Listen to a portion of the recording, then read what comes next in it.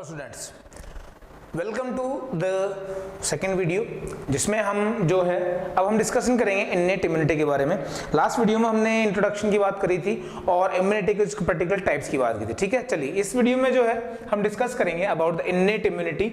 जैसा कि previous video में हमने डिस्कस किया था, इन्नेट वर्ड का मतलब होता है the immunity which is present by birth. ठीक है, तो जो इम्यूनिटी बाय बर्थ प्रेजेंट होगी उसको हम इन्नेट इम्यूनिटी कहेंगे। तो यहाँ हमने एक और चीज जो है वो डिस्कस करी थी। वो क्या डिस्कस किया था? वो बेसिकली हमने ये देखा था कि जो इम्यूनिटी इन्नेट है बाय बर्थ है वो नॉन स्पेसिफिक है। ठीक है, तो बेसिकली किसी भी पर्टिकुलर डिजीज के अगेंस्ट ये वर्क कर रही है। ठीक है, वहीं साथ में ये जो है इनहेरिटेड है, जो है उसका अलग अलग जो हम बात करें तो जनरेशंस के थ्रू इनहेरिटेंस होता है। ठीक है, यहाँ उसके अलावा हम अलग तरीके से देखें तो देखिए according to me it is more like barriers. ठीक है, ये एक इम्यूनिटी ऐसी है, it is more like barriers. ठीक है, व्हाई? बिकॉज ये जो है इम्यूनिटी है ये डिजीजेस के अगेंस्ट फाइट करने की बजाय उनको होने से रोकने का काम ज्यादा कर रही है। बात समझ में? इसलिए basically it is accomplished by the providing different type of barriers to the entry of foreign agents into our body। मतलब बेसिकली ये the immune system is not against actually, it is not actually fighting against the diseases, it is actually preventing the disease।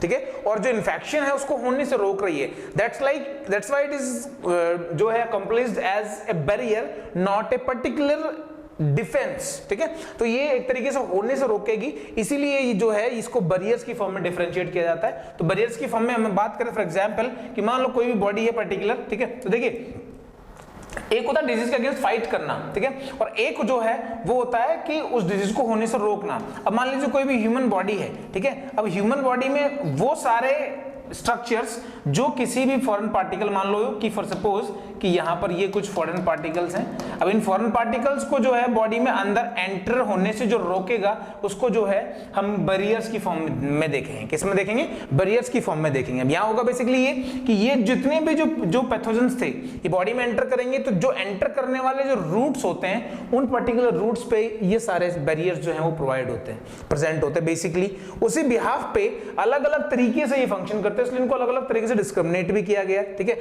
जैसे कि for suppose कुछ जो है वो directly superficially बाहर से ये एंट्री पॉइंट्स पे ही प्रेजेंट होते हैं जो इनको एंटर होने से रोकते हैं। फॉर एग्जांपल ये सबसे बाहर जो है वो स्किन हो गई। ठीक है, तो स्किन जो है वो एक एनाटॉमिकल बैरियर हो गया। उसके अलावा जो है म्यूकोसा हो गया। जो म्यूकोसा जो है जैसे कि एलिमेंट्री कैनाल, फूड पाइप जो हो गई, या हम बात करें तो जो रेस्पिरेटरी ट्रैक हो गया या फिर यूरिनरी जेनिटल ट्रैक्स हो गए, वहां पर ये प्रेजेंट है।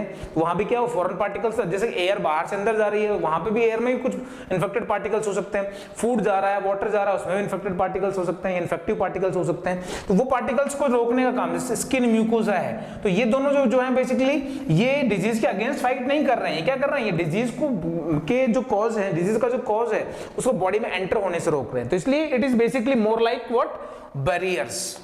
बात समझे? तो ध्यान रखेंगे कि इन्नेट इम्यूनिटी को हम बैरियर्स की फॉर्म में देखेंगे।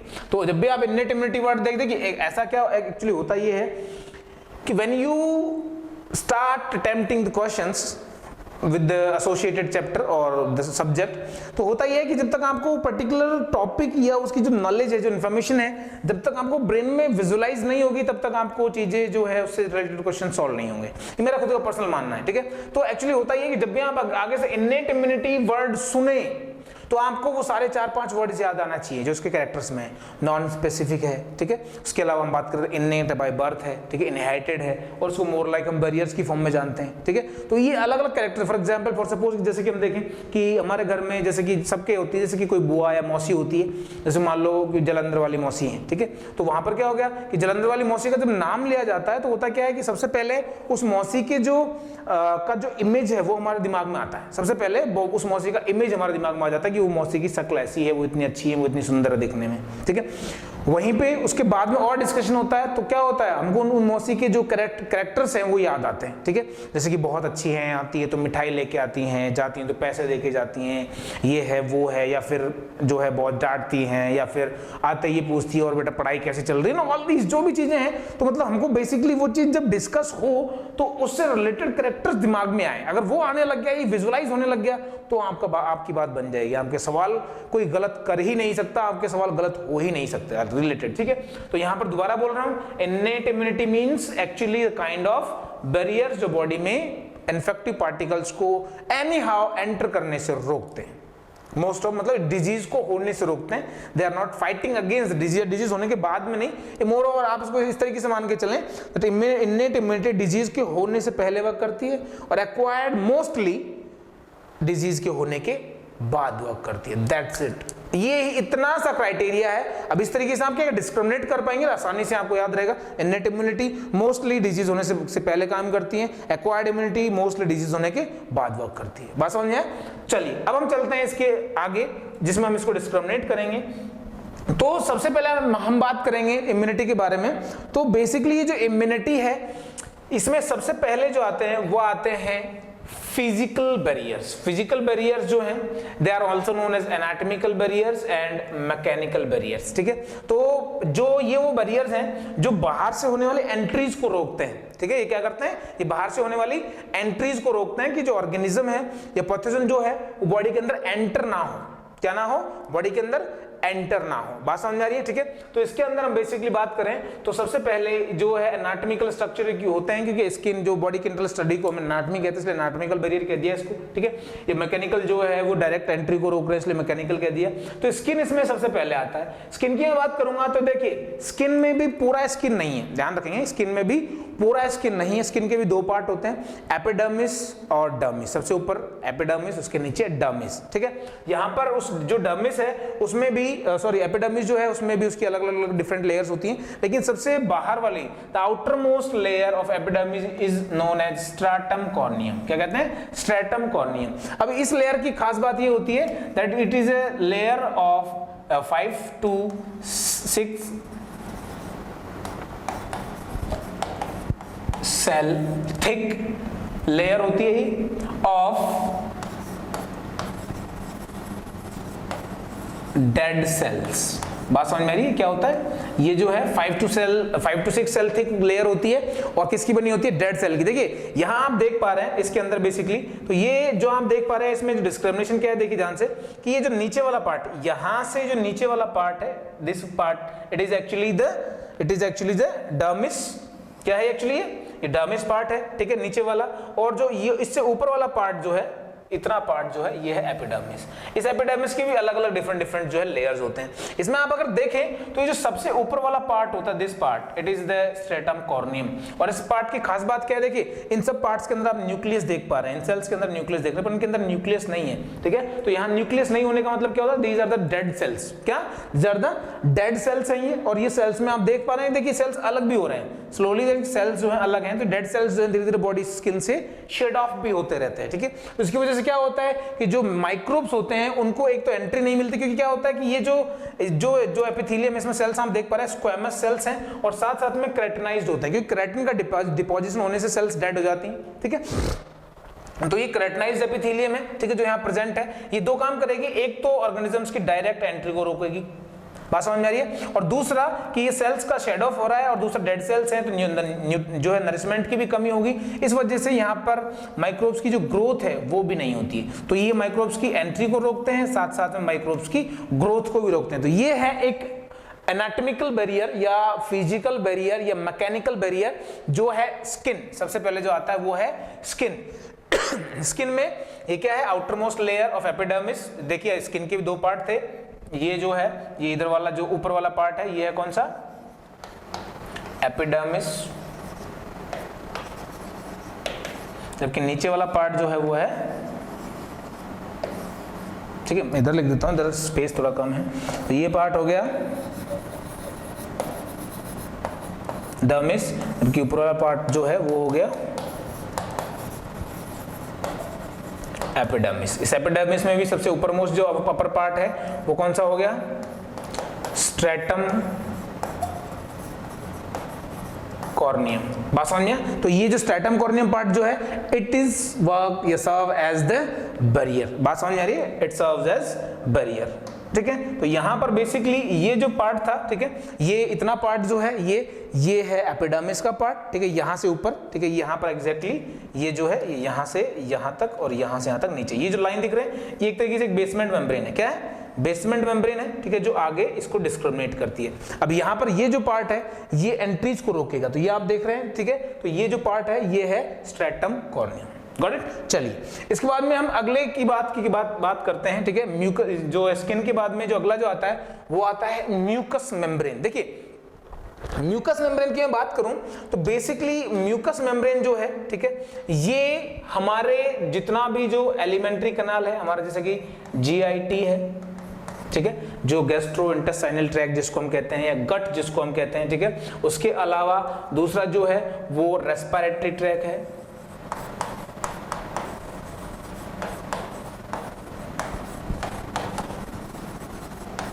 रेस्पिरेटरी ट्रैक है, उसके अलावा जो है हमारा यूरेनो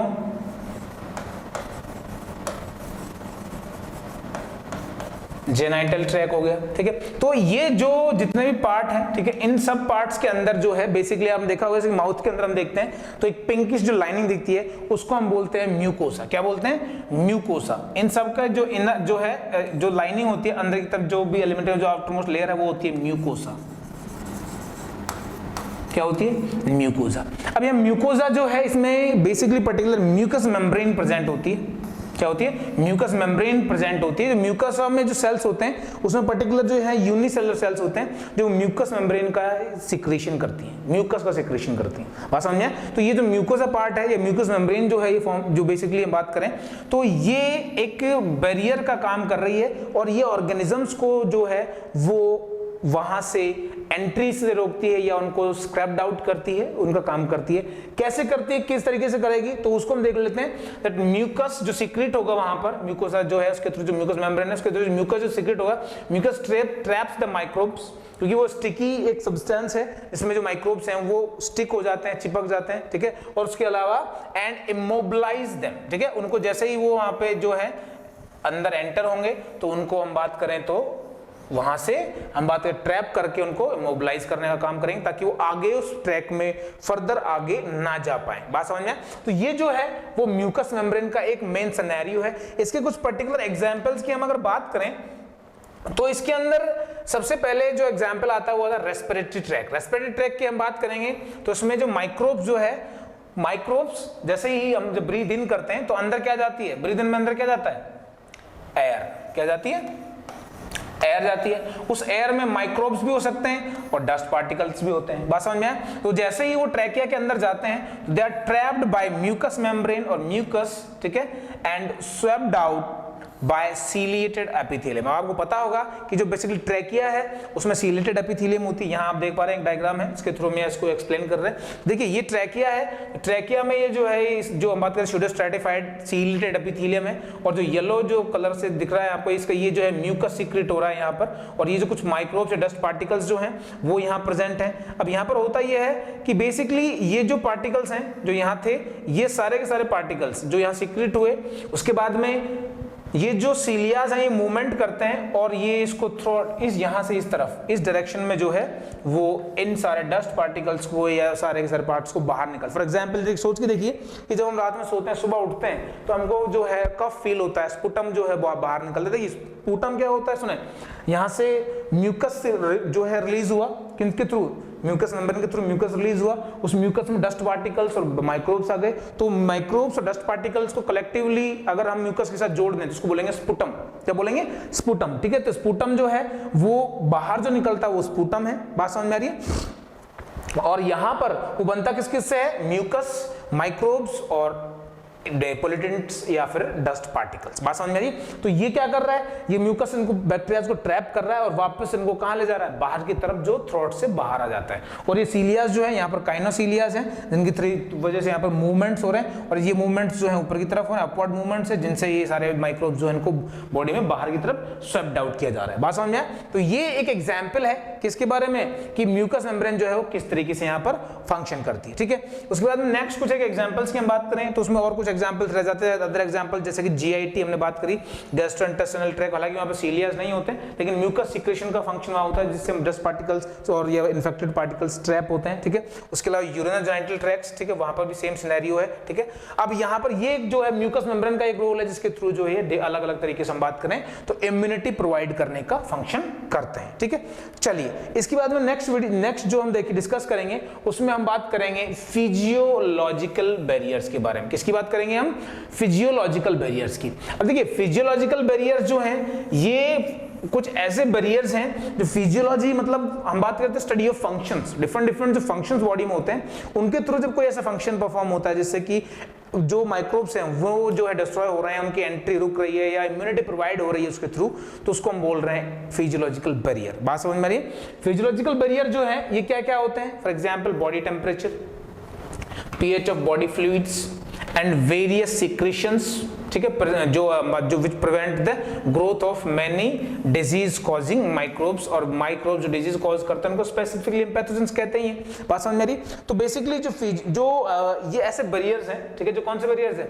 जो फिजियोलॉजिकल बैरियर्स हैं, ये बॉडी टेम्परेचर, pH या वेरियस सिक्रेशंस, इनकी हम बात करेंगे डिटेल में कैसे होता नहीं होता। तो ये क्या है? ये पर्टिकुलर स्ट्रक्चर होने की बजाय बॉडी टेम्परेचर एक पर्टिकुलर फिनोमिनो है, pH जो है अलग तरीके से वर्क करता है, वेरियस सिक्रेशंस अलग तरीके से वर्क करते हैं। तो ये सिक्रेशन जो है बॉडी के कुछ पर्टिकुलर फंक्शंस में आ जाता है और फंक्शंस की स्टडी को हम फिजियोलॉजी में कंसीडर करते हैं। तो ये कौन से बैरियर्स हो गए? Physiological barriers. कौन से हो गए? फिजियोलॉजिकल बैरियर्स, ठीक है। चलिए इसमें सबसे पहले हम जो डिस्कस करेंगे, ठीक है, उसकी हम बात करेंगे तो सबसे पहले आ जाएगा इसमें जो हमारी बॉडी में जो HCl होता है, वेरियस सिक्रेशन की बात करें, pH ऑफ पहले जो है pH ऑफ बॉडी फ्लूइड आ जाता है, उसमें आएगा HCl ऑफ स्टमक। अब स्टमक के अंदर जो HCl है वो क्या होता है? ये HCl की वजह से जो pH है स्टमक का ये हाईली एसिडिक हो जाता है। कैसा हो जाता है? हाईली एसिडिक, ठीक है। अब हाईली एसिडिक है, इस वजह से क्या होता है कि जो माइक्रोब्स हैं जो भी फूड के थ्रू बॉडी के अंदर जो है जो जिनको इंजेस्टेड हुए हैं, ठीक है, या जिनको हमने एनगल्फ किया फूड के थ्रू साथ में गए हैं, उन सबको एक किल कर देगा due to highly acidic pH। बात समझ में आ रही है? ठीक है। तो यहाँ पर हम अगर देखें तो बेसिकली जो जैसे ही हम यहाँ जो हमारा स्टमक है, ठीक है, और ये इसका जो pH है वो कितना है? हम बात करें तो pH कितना है? 1.5 से लेके हम बात करें तो ऑलमोस्ट 3.5 ये इसका pH है, ठीक है। और इस pH में जब ये माइक्रोब्स जो है नीचे आएंगे, ठीक है, तो यहाँ पर इस pH में जो है माइक्रोब्स का सर्वाइव करना पॉसिबल नहीं है। इनकी सेल मेम्ब्रेन का ब्रेक कर देंगे, सेल वॉल का ब्रेक कर देंगे और उसकी वजह से जो सेल है उसकी धीरे धीरे डेथ हो जाएगी। बात समझ में आए? तो इस तरीके से माइक्रोब्स जो है यहाँ सर्वाइव नहीं कर सकते। तो ये जो pH है, ठीक है, बॉडी फ्लूइड्स में जैसे कि स्टमक है इसका pH अलग होता है, वेजाइनल सिक्रेशंस की वजह से वहां पर भी pH काफी जो है थोड़ा सा लो होता है, उसकी वजह से माइक्रोब्स की ग्रोथ रुक जाती है। अब यहाँ देखिए मैं आपको एक यूनिवर्सल फंडे का डिस्कशन करता हूं। यहाँ पे जब भी कभी हम टेम्परेचर, बॉडी टेम्परेचर और pH इन दोनों को मैं डिस्कस एक साथ ले रहा हूं, इन दोनों की बात करेंगे तो ध्यान से सुनना। मैं ग्राफ के थ्रू इनको एक्सप्लेन करने की कोशिश कर रहा हूं। इसमें इस तरफ जो है हमने टेम्परेचर या pH को लिया हुआ है और इस तरफ हमने जो है वो लिया हुआ है एक्टिविटी ऑफ द प्रोटीन। क्या है? एक्टिविटी ऑफ द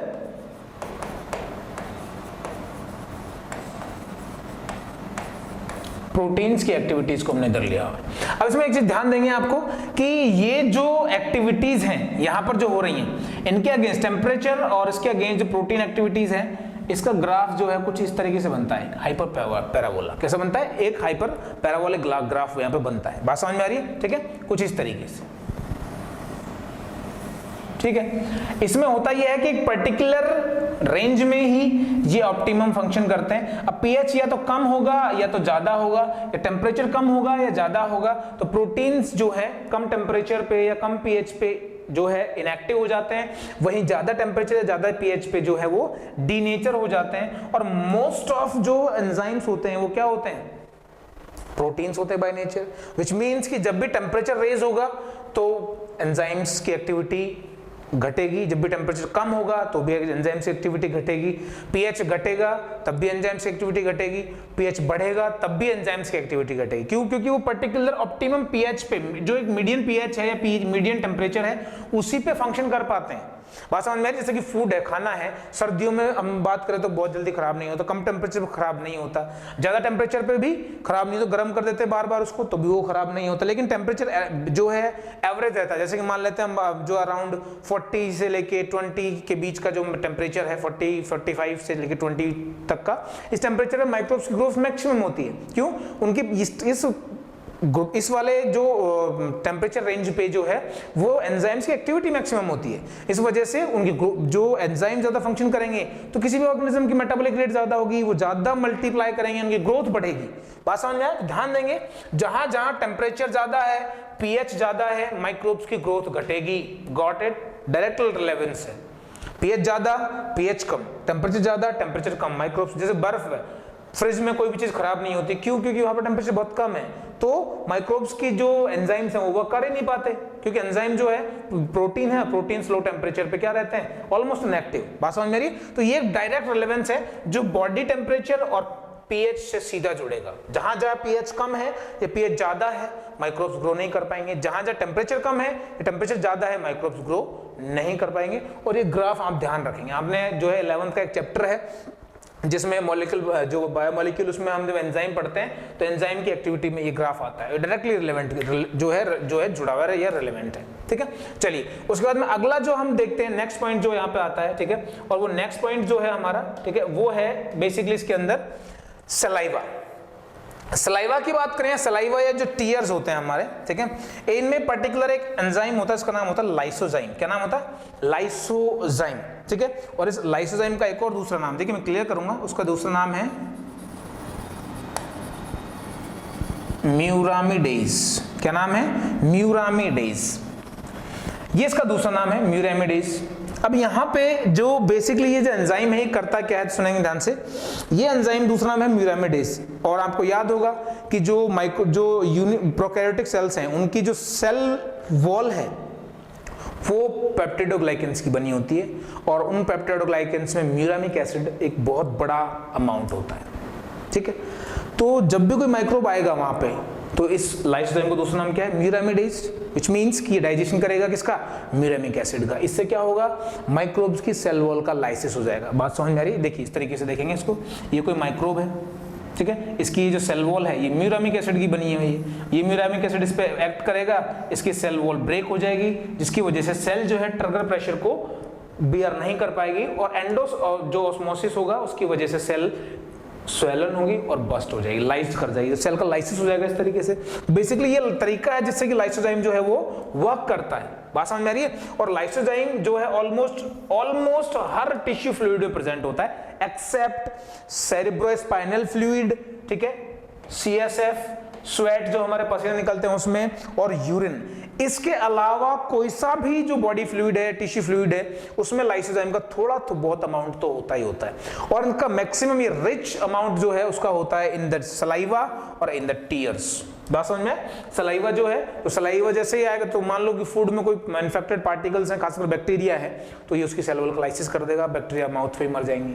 ठीक है, या फिर कोई बैक्टीरिया आंखों के थ्रू जो है अंदर जाना होना है, तो या तो उसी वजह से जो आंखों में जो टीयर्स हैं उनका स्मॉल अमाउंट तो हमेशा सीक्रेट होता ही रहता है, तो उसकी वजह से उसमें भी जो लाइसोजाइम है वो भी क्या करेगा? बैक्टीरिया का लाइसिस कर देगा। बात समझ आ रही है? और उससे क्या होगा? उससे जो है बैक्टीरिया जो है वो उनका लाइसिस हो जाएगा, तो ऑब्वियसली उससे इन्फेक्शन होगा नहीं। ठीक है, तो यहाँ पर दो चीजें देखिए हमने, HCl जो है किस तरीके से वर्क करता है हमने देखा ही सही। ठीक है, HCl जो है यहाँ वर्क कर रहा है। उसके अलावा सलाइवा जो है वो उसके अंदर लाइसोजाइम होता है, इसका दूसरा नाम है म्यूरामिडेज। जहाँ करें क्या है? म्यूरामिडेज। ठीक है, जो जिसके वजह से जो है माइक्रोब्स जो है उनकी सेल वॉल का लाइसिस हो जाता है। ठीक है, उसके बाद में अगला जो आता है नेक्स्ट, जो हम यहाँ जो डिस्कशन करेंगे, ठीक है, वो हम देख रहे हैं यहाँ पे, और वो है यूरिन। ठीक है, तो यहाँ चूंकि फिजियोलॉजिकल की बात चल रही थी, ठीक है, तो उसमें आता है यूरिन। यूरिन क्या करता है? सुने ध्यान से। यूरिन जो है बेसिकली उसमें भी क्या होता है? यूरिथ्रा जो यूरिन जो है उसमें भी पीएच जो है क्या होता है? एसिडिक होता है। क्या होता है? पीएच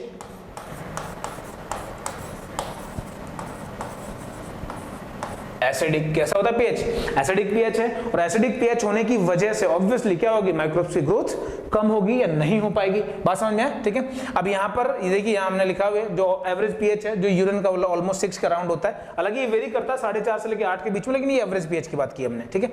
उसके अलावा है वेजाइनल सीक्रेशंस। देखिए वेजाइनल सीक्रेशंस में जो है acid discharge reduces the growth of microbes. दो हम बात करें एसिडिक डिस्चार्ज होते हैं, और आपने जो है रिप्रोडक्शन वाले चैप्टर में डिस्कस भी किया था कि वेजाइनल पोर्शन में कुछ जो लैक्टोबैसिलस बैक्टीरिया भी पाए जाते हैं जो कुछ एसिड्स का रिलीज करता है, जिसकी वजह से जो वेजाइना है उसका जो पीएच है वो ऑलमोस्ट हम बात करें तो एसिडिक होता है, स्लाइट एसिडिक होता है। इसकी वजह से माइक्रोब्स की ग्रोथ जो है वो रुक जाती है। ठीक है। उसके अलावा अदर सिक्रीशंस हैं, उसमें आ जाता है बाइल, सिरोमिन जो ईयर वैक्स होता है, ईयर वैक्स में जो माइक्रोब्स वगैरह डस्ट पार्टिकल्स चिपक जाते हैं जो अंदर जाने के नहीं जाते। उसके अलावा जो सीबम है, ठीक है, सीबम में हम बात करें स्वेट है, स्वेट का भी स्लाइट एसिडिक जो है पीएच होता है, also reduces the growth of microbes. तो ये कुछ अदर सिक्रीशंस हैं, ठीक है, जो बॉडी में माइक्रोब्स के जो ग्रोथ है उसको रिड्यूस करने का काम करेंगे। बात समझ में आ रही है? ठीक है। तो ये कुछ फिजिकल बैरियर्स की बात हुई थी, उसमें हमने डिस्कस किया। उसके बाद में नेक्स्ट जो हम डिस्कस करेंगे वो बात करेंगे सेल्यूलर बैरियर्स के बारे में। किसके बारे में बात करेंगे? सेल्यूलर बैरियर्स के बारे में। ठीक है। तो यहां ये जो बैरियर्स हैं इनको हम कंटिन्यू करेंगे नेक्स्ट लेक्चर में। Thank you.